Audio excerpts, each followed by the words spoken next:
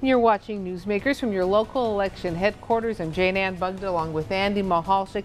And the focus of our conversation today is the newly formed 12th Congressional District. And we are with the Democratic candidate, Marc Friedenberg. Thank you for joining us today.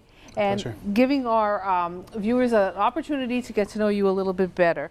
And our first question is simple. Tell us a little bit about yourself.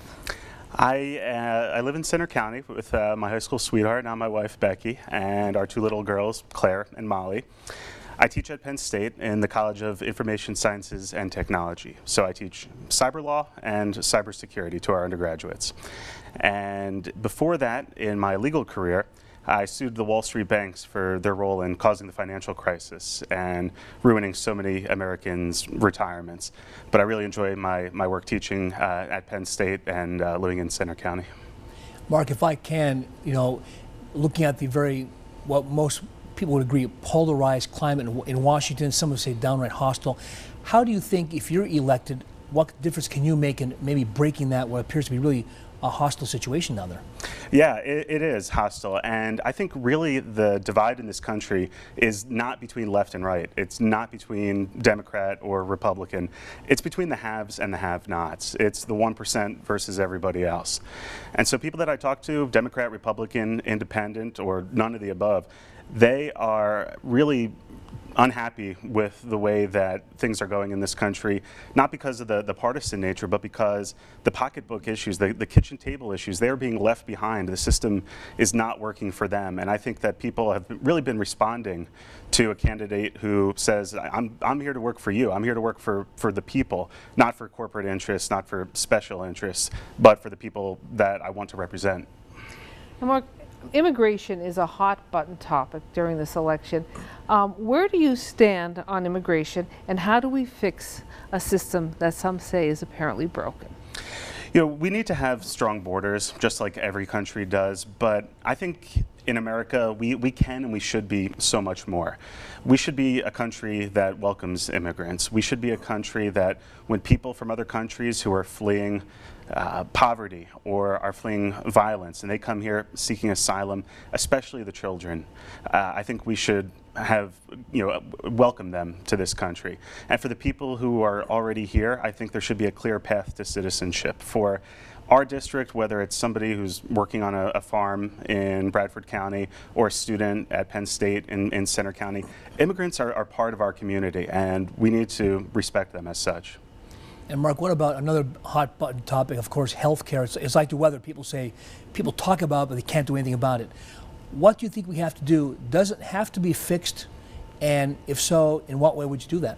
It does have to be fixed, and I think we know what the solution is. I think the logic of it is leading us inevitably to it, and it's a single-payer Medicare for all system.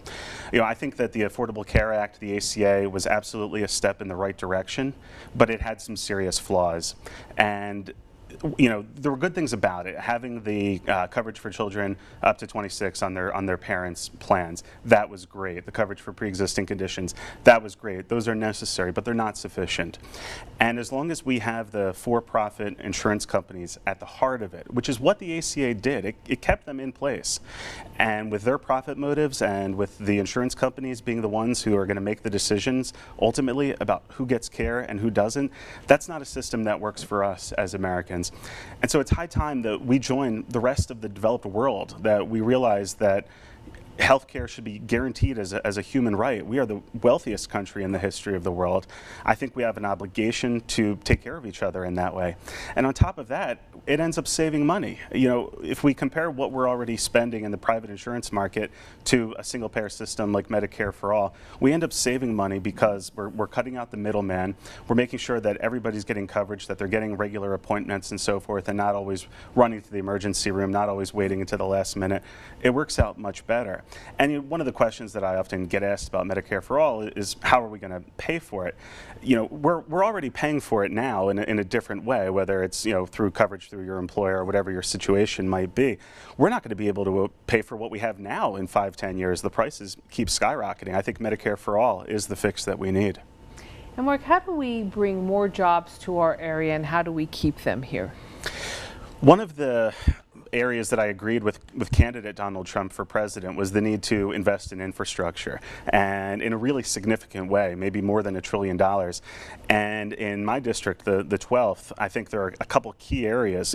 We are disconnected from the rest of the world when it comes to broadband, rural broadband, and that's because for companies like Comcast, it's simply not affordable, or it will never be economically efficient for them to run cable to remote areas.